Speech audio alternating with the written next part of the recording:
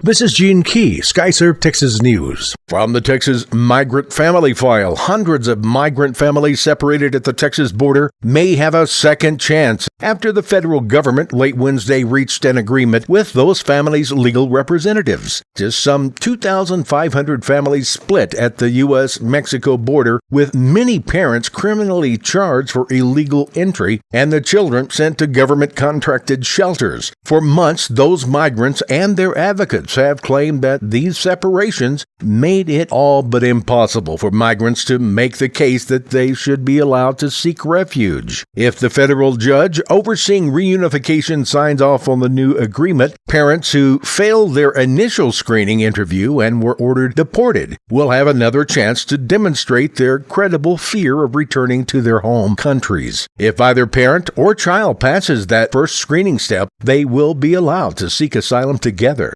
From the Texas death row file, 2 more Texas death row inmates, a North Texas man who murdered a newlywed couple and a convicted child killer from East Texas, now have execution dates on the calendar. The first of those is Alvin Brazil, a Dallas County man currently scheduled for execution on December the 11th. The second of the newly scheduled execution dates is for Blaine Milam, who is slated to die on January 15th. Milam was sentenced to death for the 2008 slaying of his girlfriend's toddler during an alleged botched exorcism in Rusk County. The state of Texas has executed 8 men this year, including Milam and Brazil. There are another 10 men scheduled for execution in the coming months.